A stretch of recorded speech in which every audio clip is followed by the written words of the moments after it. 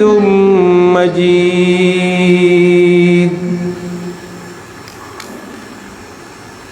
واجب الاحترام حاضرین و ناظرین کرام،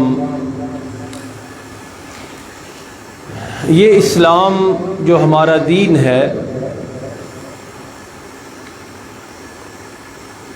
اور جسے آج سب سے زیادہ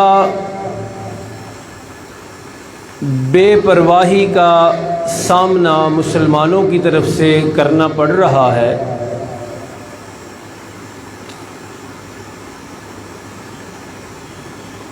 مسلمان اپنی بدقسمتی کی وجہ سے آج سچ یہ ہے کہ اسلام کو زندگی کے تمام شعبوں سے لا تعلق کرنے پر تلے ہوئے ہیں۔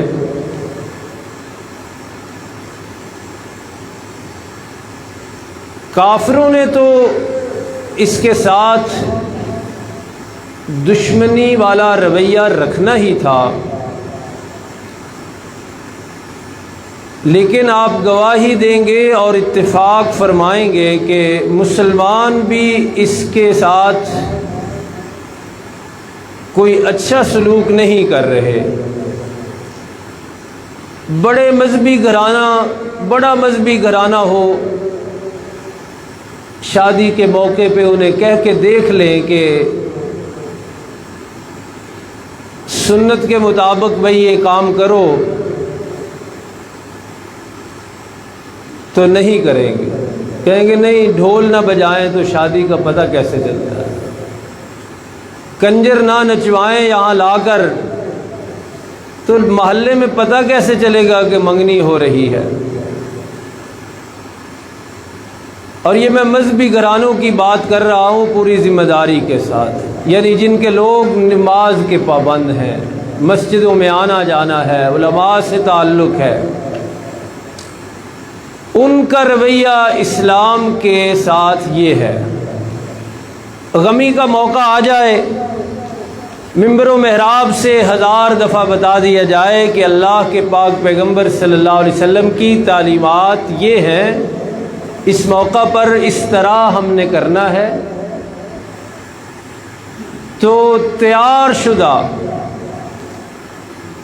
ریڈی میڈ اور گھڑا گھڑایا جملہ جواب کے طور پہ دیا جاتا ہے کہ جس طرح آپ کہتے ہیں پھر اس طرح برادریاں نہیں رہتی، اگر اس طرح غمی منائیں، ہم غمی کا موقع گزاریں تو برادری نہیں رہتی۔ پھر آپ کے مسلمان آج پورے زور و شور کے ساتھ اسلام کو ہر شعبے سے بے دخل کرتے جا رہے ہیں۔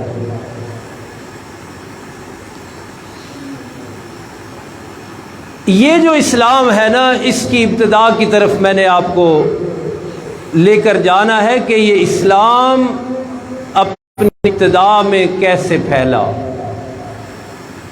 یہ جس سے لاپرواہی کی جا رہی ہے، اس کی ابتدا میں بڑی محنت، بڑی تکلیفیں اور بڑی شہادتیں ہیں۔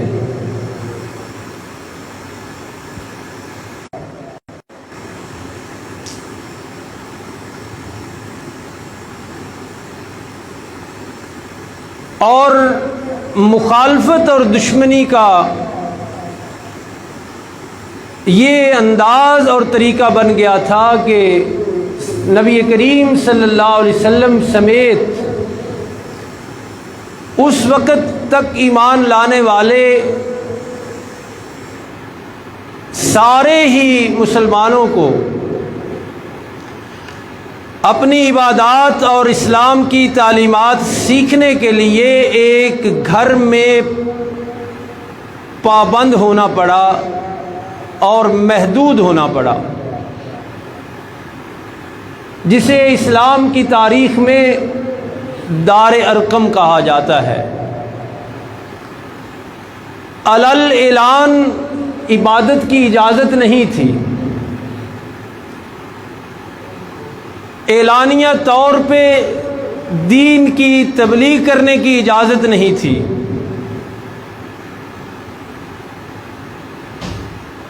دار ارقم کے پڑوس میں تھا اللہ کا گھر، لیکن اللہ کے بندوں کو اللہ کے گھر میں عبادت کی اجازت نہیں تھی۔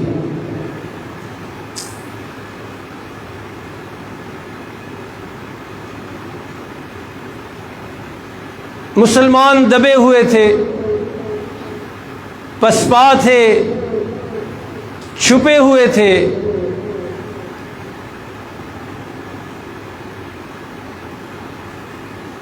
اور مسلمانوں کی یہ حالت زار دیکھ کر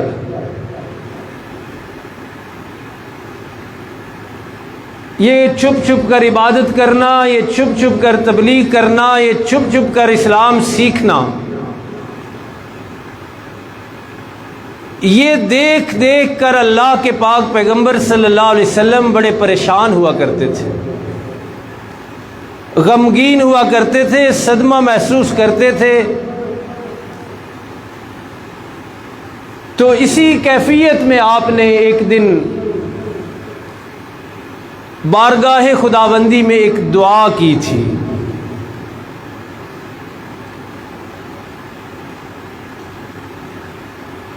آج چونکہ محرم کی غالباً 2 تاریخ ہے یا 3، 2 ہے میرے خیال، 3،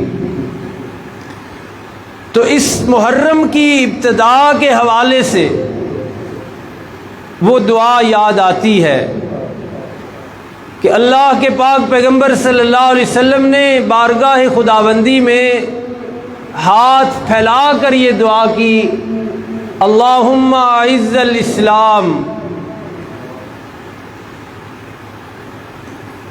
ساری پریشانیاں دیکھ کر آپ کے دل سے یہ دعا نکلی کہ یا اللہ اسلام کو عزت عطا فرما۔ لیکن عزت کیسے عطا فرما؟ دعا کا دوسرا حصہ ہے بعمر ابن الخطاب او بعمر ابن الحشام، کہ یا اللہ مسلمان پسے ہوئے ہیں، چھپے ہوئے ہیں، دبے ہوئے ہیں، میں آپ کی بارگاہ میں یہ عرض گزار ہوں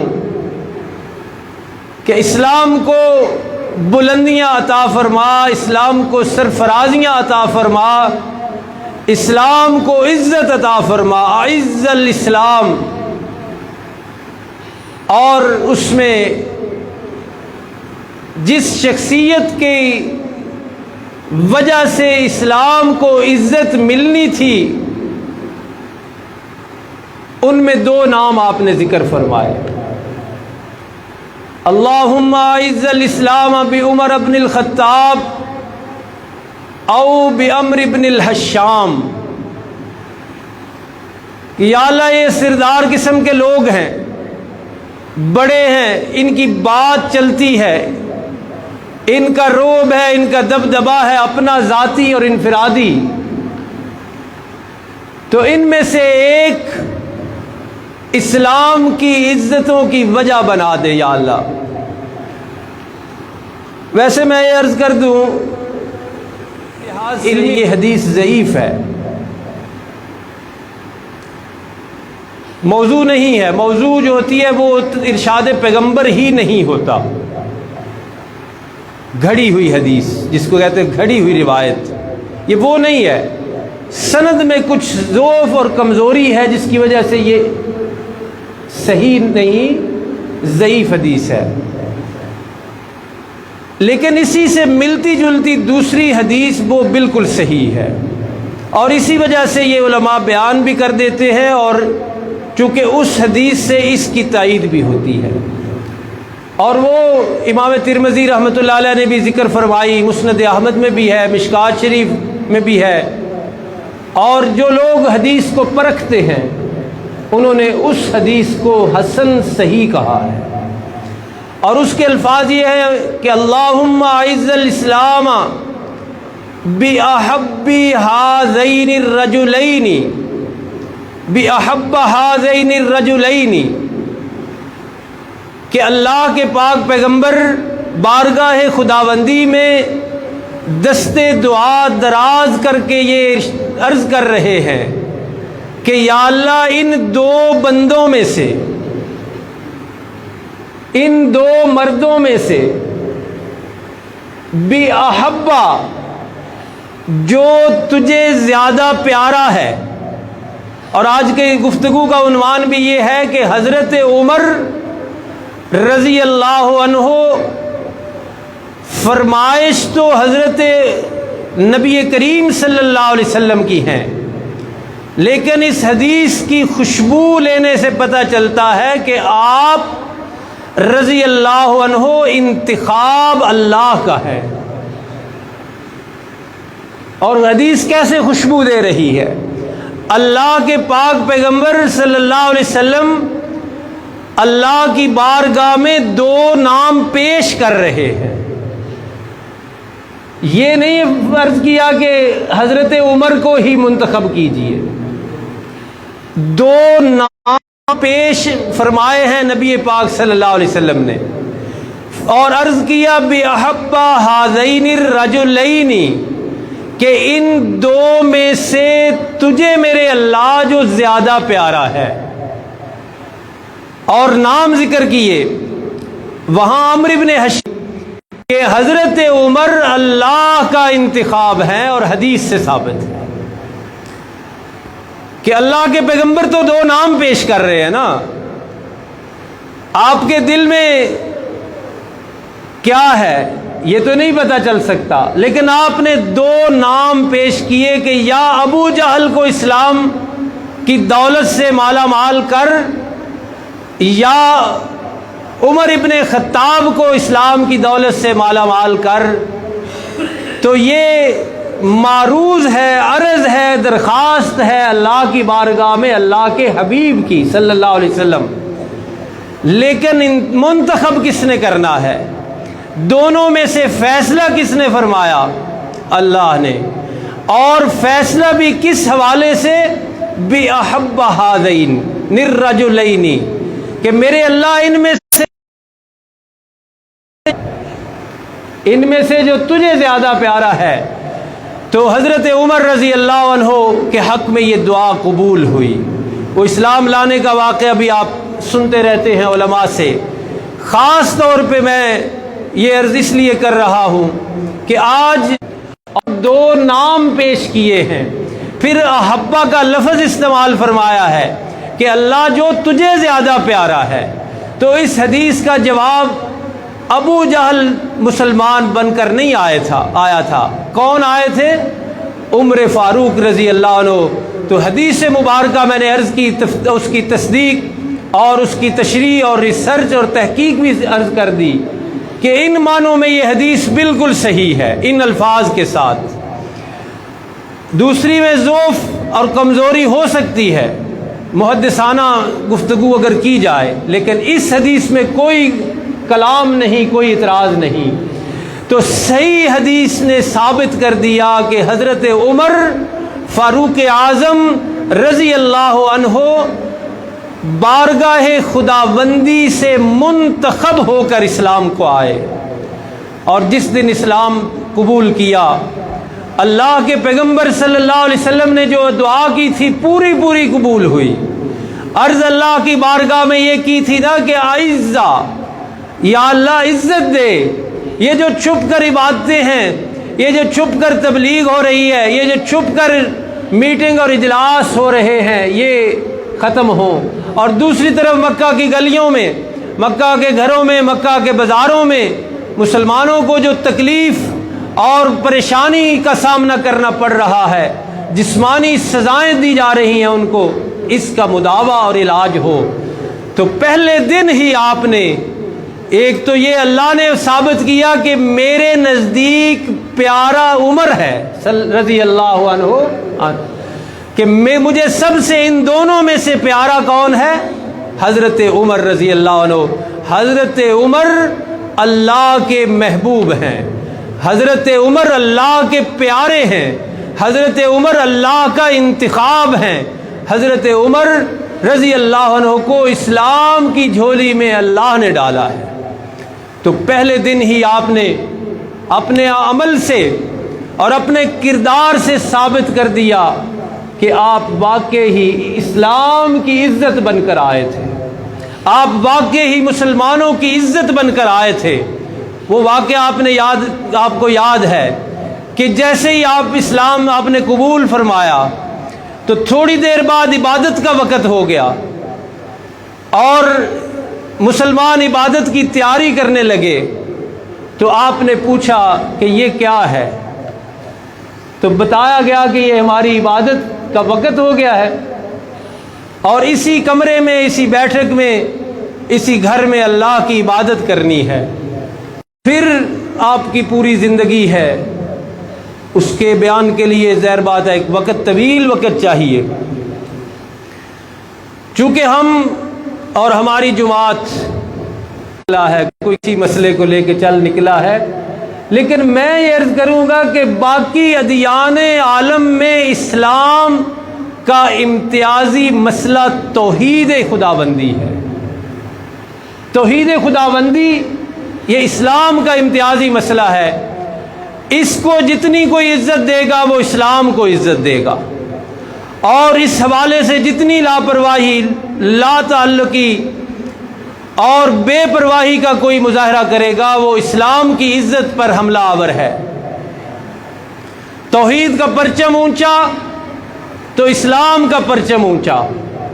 توحید کی بات اگر ہوگی تو یہ اسلام کی بات ہوگی، توحید کی عظمت اور بڑائی کا ذکر ہوگا تو یہ اسلام کی عظمت اور بڑائی کا ذکر ہوگا۔ اس حوالے سے حضرت عمر رضی اللہ عنہ نے اسلام کو کیا عزت دی۔ دعا یہ تھی نا کہ اللہم اعز الاسلام، کہ یا اللہ ان میں سے کسی ایک محبوب شخصیت کے ذریعے اسلام کو عزت دے۔ اسلام کا امتیازی مسئلہ اللہ کی توحید ہے۔ حضرت عمر رضی اللہ عنہ نے اس حوالے سے کیا خدمات سر انجام دیں، اور یہ بڑے باریک پہلو ہیں جو آج ہمارے معاشرے میں بھی سمجھنے ضروری ہیں، جو حضرت عمر رضی اللہ عنہ نے واضح فرمائے ہیں، جو اپنے کردار و عمل سے اجاگر فرمائے حضرت عمر رضی اللہ عنہ نے۔ ان میں سے ایک سمجھ لیجئے، ٹائم ذرا کم ہے، یا دو چلو سمجھ لیں گے۔ آج آپ گلی محلے میں دیکھ رہے ہیں، پاکستان کے ہر شہر اور ہر ملک میں، ہر گاؤں میں دیکھ رہے ہیں کہ مختلف رنگوں کے پرچموں کو عزت دی جا رہی ہے، اور بعض رنگ تو خالص ہندوانہ ہیں۔ وہ تکونی سا ایک پرچم ہے 3 کونوں والا، اور پتہ نہیں اس کا کیا خاکی سر کلر بنتا ہے، وہ خالص ہندوانہ جھنڈا ہے، اور ہمارے مسلمان اس کی تعظیم کر رہے ہیں۔ کالے پرچموں کو دور سے سلام کیے جا رہے ہیں، سجدے کیے جا رہے ہیں، اور ان کو حاجت روا اور مشکل کشا سمجھا جا رہا ہے۔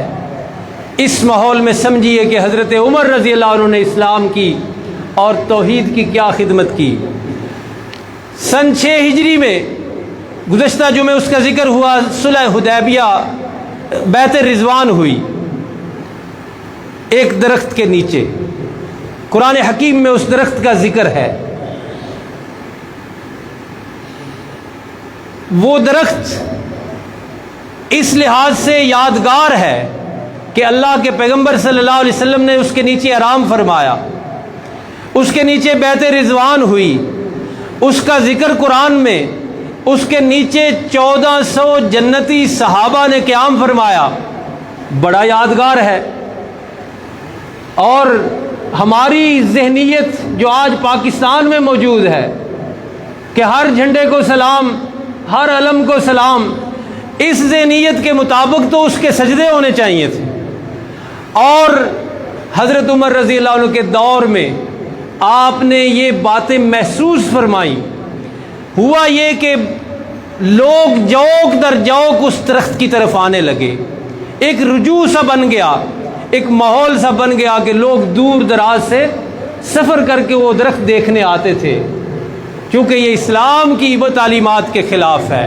اسلام نے شعائر الہیہ، شعائر اسلامیہ، شعائر دینیہ، یعنی وہ جگہیں جن کی عظمت ہے وہ مقرر کر دی ہیں، اب ان میں کوئی اضافہ نہیں ہو سکتا۔ لیکن یہ کیا ہو رہا تھا؟ اضافہ ہونے جا رہا تھا، لوگوں کا رجوع ہو رہا تھا، لوگ اس کو بابرکت سمجھنے لگے تھے، اس کی تعظیم اور عظمت کرنے لگے تھے۔ اسلام کی سوچ کے یہ خلاف ہے بات۔ تو حضرت عمر رضی اللہ عنہ نے اسلام کو کیا عزت دی؟ آپ کو معلوم ہے آپ نے وہ درخت جڑ سے کٹوا دیا، تاکہ یہ جو سوچ اوپر چڑھ رہی ہے، پروان چڑھ رہی ہے کہ لوگ سفر کر کے اور ارادہ کر کے قصد کر کے اس درخت کو دیکھنے آ رہے ہیں، یہ ساری سوچ ختم ہو جائے۔ ارادہ اور قصد اور زیارت ہے تو بیت اللہ کی ہے اور مسجد نبوی کی ہے، اس کے علاوہ کسی اور جگہ اس طرح جانا کہ میں وہاں زیارت کے لیے جا رہا ہوں، یہ اسلام کی سوچ نہیں۔ یہ کہنا، یہ بیان کرنا، یہ ماننا ضروری ہے، ورنہ وہی حال ہوگا جو ہو رہا ہے کہ آج مختلف درباروں پہ لوگ، میں نے خود کانوں سے سنا، کہتے ہیں ہم اعتکاف کرنے جا رہے ہیں وہاں ہم 10 دن، اور 10 دن اعتکاف کیسے؟ شرم و حیا کا معیار دیکھیے، آپ کو معلوم ہے مجھ سے زیادہ کہ وہاں کمرے بنے ہوئے ہیں، کوارٹر بنے ہوئے ہیں، اور میاں بیوی دونوں جا کے اعتکاف کرتے ہیں۔ یہ سندھ کے دربار ہے، میں نام نہیں لوں گا۔ تو وہ سوچ اگر قائم رہتی کہ اللہ کے گھر اور نبی کریم صلی اللہ علیہ وسلم کی مسجد کے سوا کوئی اور ایسی جگہ نہیں جس کی زیارت کے لیے قصد کر کے، ارادہ کر کے سفر کیا جائے، تو یہ حالت نہ ہوتی۔ وہ سوچ ختم ہوئی ہے، تو آج ہر گلی میں جھنڈے کو سلام، ہر گاؤں میں جھنڈے کو سلام، اور جھنڈوں کے بھی پھر مختلف رنگ، ایک عجیب کھچڑی سی بنی ہوئی ہے۔ تو حضرت عمر رضی اللہ عنہ نے دین اسلام کی توحید کے حوالے سے یہ عزت بلند کی اور پرچم بلند کیا کہ آپ نے وہ سوچ ختم کرنے کے لیے فوری طور پہ وہ درخت جڑ سے اکھڑوا دیا۔ اسی طرح قبر پرستی آج کتنی ہے ہمارے ملک میں؟ ہر خاندان کی الگ قبر ہے، حاجت روا کے لیے، مشکل کشائی کے لیے۔ کوئی کہتا ہے جی ہمیں تو بس لاہور سے شفا ملی ہے، کوئی کہتا ہے جی ہمیں تو اولاد ملی ہے جھنگ والوں سے، اور کوئی کہتا ہے گجرات میں ایک شاہ دولہ ہے، وہاں جائیں تو ضرور مل جاتی ہے اولاد۔ قبر پرستی عام ہے۔ یہ قبر پرستی کا بھی اسلام سے کوئی تعلق نہیں ہے، اور یہ واضح کیا حضرت عمر رضی اللہ عنہ نے اپنے دور میں۔ اللہ کے پیغمبر ہیں حضرت دانیال علیہ السلام، پتہ نہیں کس طرح کیسے ان کی قبر کھل گئی، ان کے روضہ اطہر جو تھا نا قبر مبارک، وہ کھل گئی حضرت عمر رضی اللہ عنہ کے دور میں۔ تو آپ نے محسوس فرمایا کہ لوگوں کو پتہ چل گیا کہ یہ حضرت دانیال ہیں، اللہ کے پیغمبر ہیں، لوگوں نے رجوع شروع کر دینا ہے، لوگوں نے آنا شروع کر دینا ہے، اور دور رس نگاہیں دیکھ رہی تھیں، دور سے دیکھنے والی نگاہیں۔ اور یہ حالات ان کے سامنے اگر ہوں، ایک بات آ گئی ہے ذہن میں، آپ بتائیں جس طرح ہمارے آج کلمہ گو قبروں پہ جھکے ہوئے ہیں، کیا اللہ کے پیغمبر یہی بتانے آئے تھے کہ جا کے قبروں کو سجدے کرنا، قبروں والوں سے مانگنا، مزاروں والوں سے مانگنا؟ اس لیے دو ٹوک لفظوں میں سنیے کہ اس قبر پرستی کا، اس سارے کاروبار کا کہیں بھی نہیں آیا، کہیں بھی نہیں آیا، بلکہ اسلام کے امتیازی مسئلہ توحید کی یہ سراسر بغاوت ہے کہ لوگوں کو اللہ کی بارگاہ سے ہٹا کے کبھی گجرات لے جانا، کبھی جھنگ لے جانا، اور کبھی لاہور کی طرف جبے اور کبے پہن کے لوگ کہہ رہے ہیں کہ جاؤ جی فلاں جگہ جاؤ، وہاں سے مل جائے گی اولاد۔ اسلام کا اس سے کوئی تعلق نہیں۔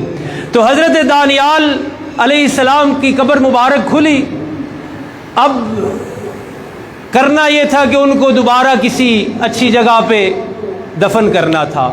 فاروق اعظم رضی اللہ عنہ کی کہ تدبر اور بصیرت دیکھیے آپ نے کیسے کیا۔